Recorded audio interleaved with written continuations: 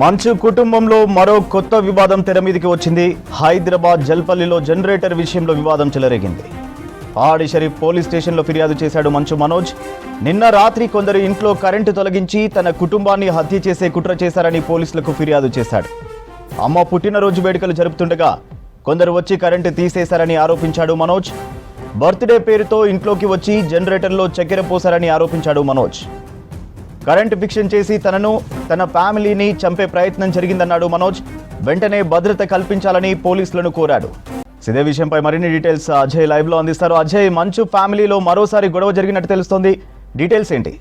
మంచు ఫ్యామిలీ వివాదాలు రోజు రోజుకి రచ్చకెత్తున్నాయని చెప్పాలి. ఇటీవల కాలంలో చూసాం పరిణామాల్ని మనం చాలా క్లోజ్గా అబ్జర్వ్ చేసిన పరిస్థితి కూడా ఉంది.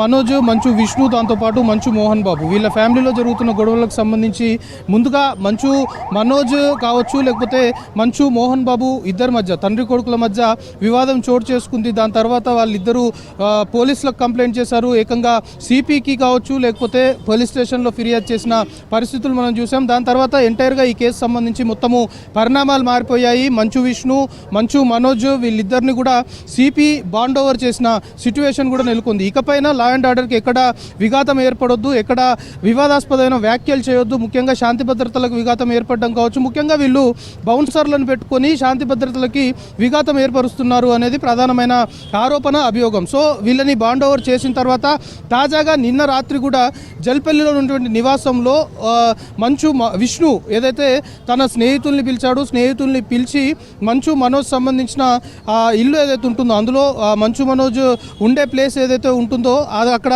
విద్యుత్ అంతరాయం ఏర్పడమే కాకుండా జనరేటర్లలో పంచదార వేశారు అనేది ప్రధానంగా మంచు మనోజ్ ఆరోపిస్తూ దానికి సంబంధించిన ఎవిడెన్స్ కూడా పహాడ్ షరీఫ్ పోలీసులకి సబ్మిట్ చేశాడు. ముఖ్యంగా ఈరోజు మంచు మనోజ్ చేసిన కంప్లైంట్లో కూడా చాలా క్లియర్గా అతను హత్య చేయాలి, తన కుటుంబాన్ని హత్య చేయాలని భావిస్తున్నారు. పూర్తిగా కుట్రకోణం దాగుంది. దాంట్లో పూర్తిగా ఏం చేశారు, ఎవరెవరు ఇన్వాల్వ్ అయ్యారు అనే దానిపైన పూర్తి స్థాయిలో కూడా పోలీసులు దర్యాప్తు చేయాలి అనేది ప్రధానంగా ఆరోపిస్తున్నారు. ముఖ్యంగా ఇంట్లో కరెంట్ అంతరాయం ఏర్పడ్డప్పుడు అటు మంచు మనోజ్ కావచ్చు, అతని సతీమణి ఇంట్లో లేరు, తన 9 నెలల పాప, దాంతోపాటు బంధువులు కొందరు ఇంట్లో ఉన్నారు. వాళ్ళు తీవ్రమైన ఇబ్బందులు పడ్డారు.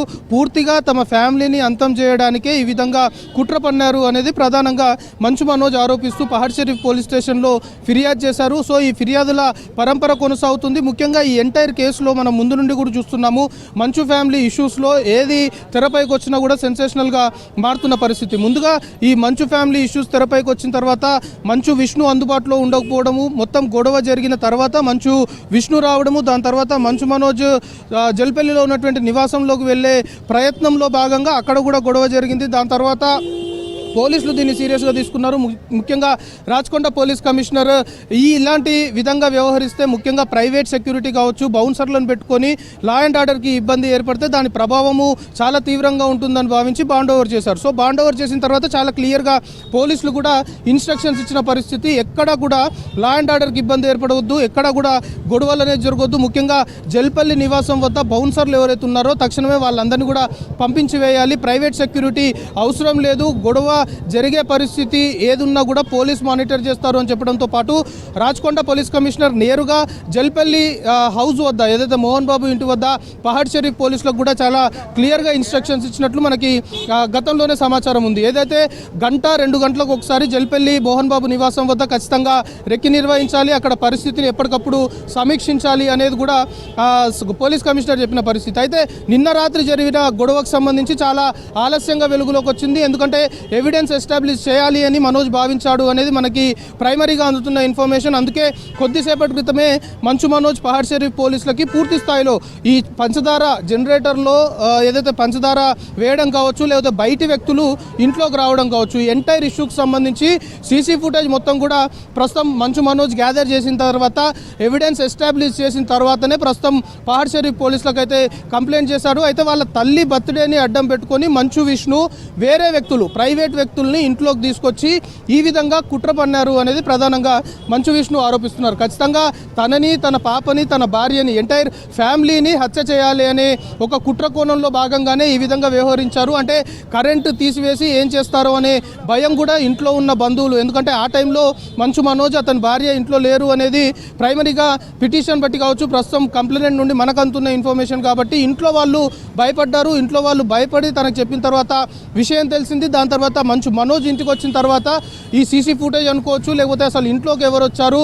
ఇంట్లో ఉన్న వ్యక్తులు కాకుండా బయట వ్యక్తులు ఇంట్లోకి రావాల్సిన అవసరం ఏముంది, ఆ టైంలో ఎంటర్ కావాల్సిన అవసరం ఏముందని ఆరాధించిన తర్వాత తమ తల్లి బర్త్డే పార్టీని అడ్డం పెట్టుకొని మంచు విష్ణు ప్రైవేట్ వ్యక్తుల్ని, ఇతర వ్యక్తుల్ని ఇంట్లోకి తీసుకొచ్చి ఈ విధంగా తన ఫ్యామిలీని హతం చేయాలి అని పక్కా స్కెచ్ వేశాడు అనేది మంచు మనోజ్ చాలా క్లియర్గా ఈరోజు ఆరోపిస్తున్న సిచ్యువేషన్. సో మళ్ళీ ఒక్కసారి మంచు వివాదం తెరపైకి వచ్చిందని చెప్పాలి. ఇప్పుడు మంచు మనోజ్ కంప్లైంట్ తోటి మళ్ళీ పోలీసులు దర్యాప్తు చేస్తారు. ఎందుకంటే ఖచ్చితంగా కంప్లైంట్ రిసీవ్ చేసుకున్నారు, ఎవిడెన్స్ కూడా ఎస్టాబ్లిష్ అయింది కాబట్టి అసలు వచ్చిన వ్యక్తులు ఎవరు, ఎందుకంటే గతంలో కూడా మంచు వివాదానికి సంబంధించి అటు కొందరు బయటి వ్యక్తులకు సంబంధించిన వారిపైన కూడా పోలీసులు నిఘా పెట్టారు. కాబట్టి ఇప్పుడు ఈ వ్యవహారంలో నిన్న రాత్రి ప్రస్తుతం మనోజ్ ఆరోపిస్తున్నట్లు ఇంట్లోకి వచ్చిన బయటి వ్యక్తులు ఎవరు, మంచు విష్ణు ఎవరెవరిని తీసుకొచ్చారు, నిజంగానే మంచు మనోజ్ ఆరోపిస్తున్నట్లు కంప్లైంట్ ఏదైతే ఇచ్చాడో దాన్ని బట్టి నిజంగానే బయట వ్యక్తులు వచ్చారా, లేకపోతే అసలు రాత్రి ఇంట్లో ఏం జరిగింది అనే కోణంలో ప్రస్తుతం పహాడ్ షరీఫ్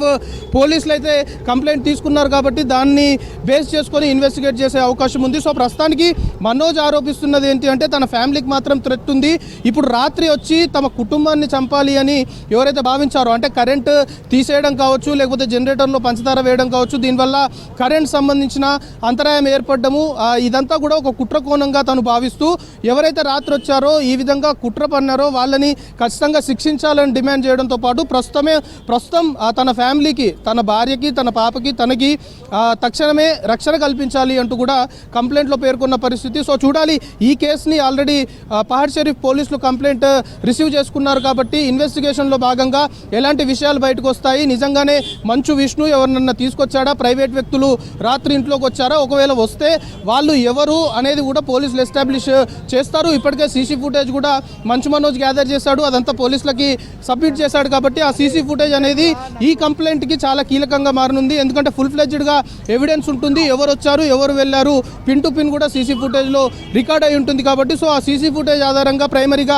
ప్రస్తుతం పహాడ్ షరీఫ్ పోలీసులు ఈ కంప్లైంట్ రిసీవ్ చేసుకున్నారు కాబట్టి దాన్ని బేస్ చేసుకొని ఇన్వెస్టిగేట్ చేయనున్నారు. ఇంకా ఈ వ్యవహారంలో ఇప్పుడు ప్రస్తుతం మంచు మనోజ్ ఆరోపిస్తున్నట్లు ఈ వ్యవహారంలో ప్రత్యక్షంగా కావచ్చు, పరోక్షంగా కావచ్చు, ఎవరెవరు ఇన్వాల్వ్ అయ్యారనేది పోలీసులు ఎస్టాబ్లిష్ చేయాల్సిన అవసరం ఈ కేసులో ఎంతైనా ఉంది. దాంతోపాటు ఇప్పటికే లా అండ్ ఆర్డర్కి ఎక్కడ విఘాతం ఏర్పడొద్దు, ముఖ్యంగా శాంతి భద్రతలకి ఇబ్బందులు కలిగించొద్దు అనే బాండ్ కూడా వీళ్ళు రాశారు కాబట్టి అందులో భాగంగానే ఎక్కడ గొడవకి తావు లేకుండా తాను కంప్లైంట్ ఇచ్చినట్లు కూడా మంచు మనోజ్ సంబంధించిన వర్గాల నుండి మనకు ఆఫ్ ది రికార్డ్ అందుతున్న సమాచారం. ఎందుకంటే రాత్రి జరిగింది, సో ఇది మళ్ళీ మంచు మనోజ్ ఒకవేళ ఇన్ రిటర్న్ కౌంటర్ ఏమన్నా చేస్తే అక్కడ లా అండ్ ఆర్డర్కి ఇబ్బంది ఏర్పడుతుంది కాబట్టి అందుకే పోలీసులను ఆశ్రయించాడు, పోలీసులకు ఫుల్ ఫ్లెడ్జ్డ్గా ఎవిడెన్స్ మొత్తం కూడా సబ్మిట్ చేశాడు.